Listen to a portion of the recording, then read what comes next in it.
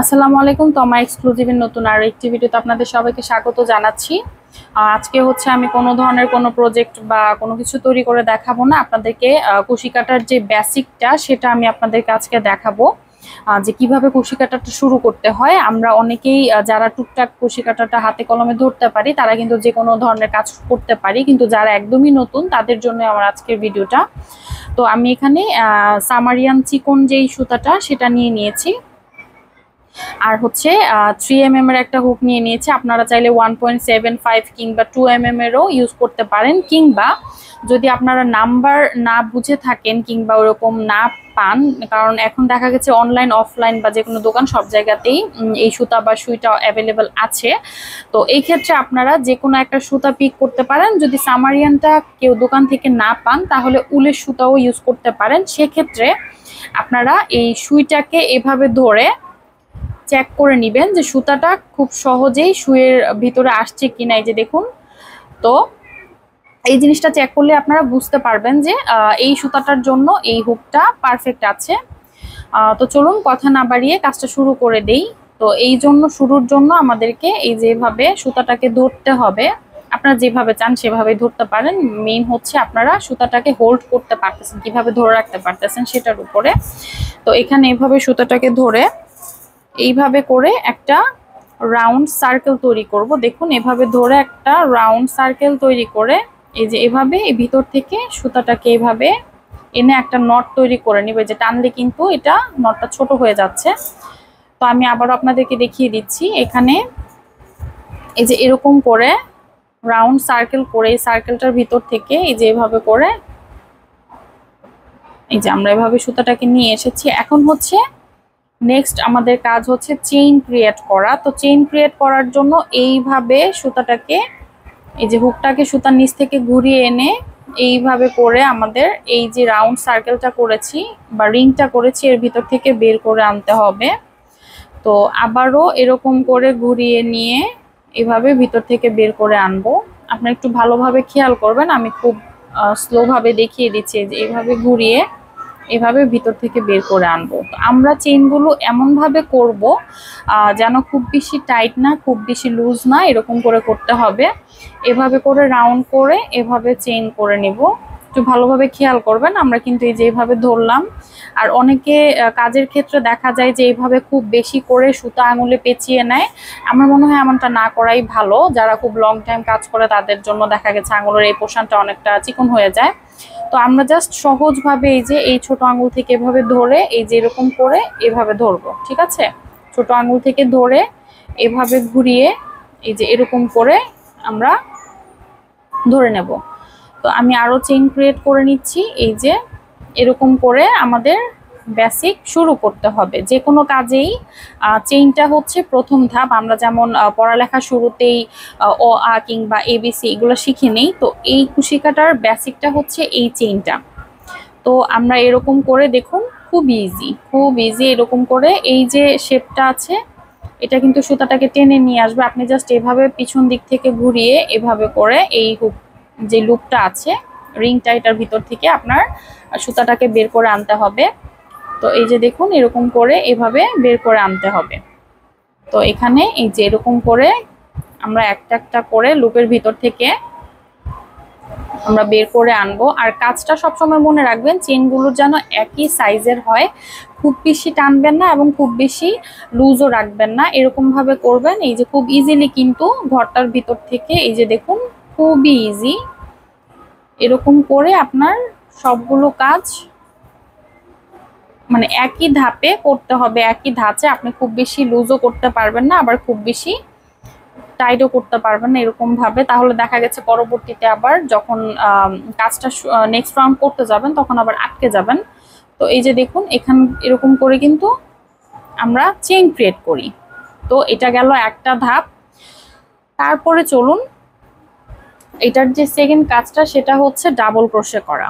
ঠিক আছে, কুশি কাটার ধাপ বাই ধাপ শিখতে গেলে প্রথমে আমরা চেইনটা শিখে নিলাম, তারপরে আমি কিভাবে কুশি কাটা করতে হয় সেটা দেখাবো। সরি, কিভাবে ডাবল ক্রোশে করতে হয় সেটা দেখাবো। তো ডাবল ক্রোশের জন্য নর্মালি এভাবে রাউন্ডটা নিয়ে, তো তো আমরা 3টা চেইনের যেই হাইট হয় সেটাকে একটা ডাবল ক্রোশের হাইটের সমান আমরা ধরি। তো এখানে আমাদের নিচে তো অনেকগুলো চেইন আছে, তো একটা কাজের ভিতর থেকে কিভাবে ডাবল ক্রোশে করে আসতে হয় সেটা আপনাদেরকে দেখাবো। তো এখানে আমাদের নিচে এই যে লুপটা আছে এখান থেকে 1 2 3 3 নাম্বার যে ঘরটা আছে মানে 3 নাম্বার চেইনটা আমি কিন্তু আবার দেখিয়ে দিচ্ছি আপনাদেরকে। এভাবে আমি সুতার লুপটা নিয়ে নিলাম, নিয়ে 3 নাম্বার যেই ঘরটা আছে সেখানে এইভাবে হুকটাকে ঢুকিয়ে নিয়ে এইভাবে এই যে দেখুন আমি কিন্তু আবারও এই যে নিচ থেকে সুতাটাকে বের করে নিয়ে আসবো। তাহলে আমাদের 1 2 3 টোটাল 3টা সুতার প্যাচ আছে।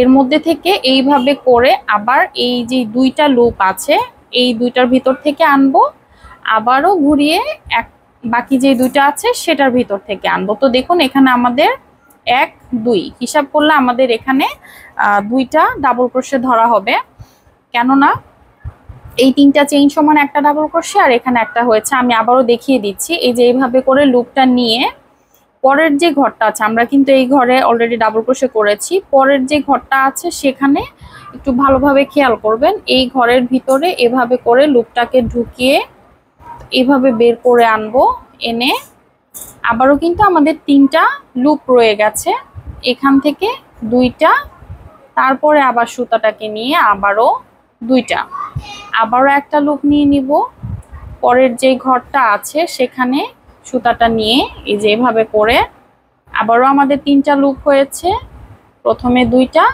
তারপরে 2টা। তো দেখুন এখানে কিন্তু খুব সুন্দর করে আমাদের ডাবল ক্রোশেটা হয়ে গেছে। এটা খুব ইজি, আপনারা যদি একটু ভালোভাবে মনোযোগ দিয়ে করেন তাহলে আপনাদের জন্য এটা খুব ইজি মনে হবে। তো এখানে আবারও আমি লুপটা নিলাম, এই যে দেখুন এভাবে করে কিন্তু আমাদের এভাবে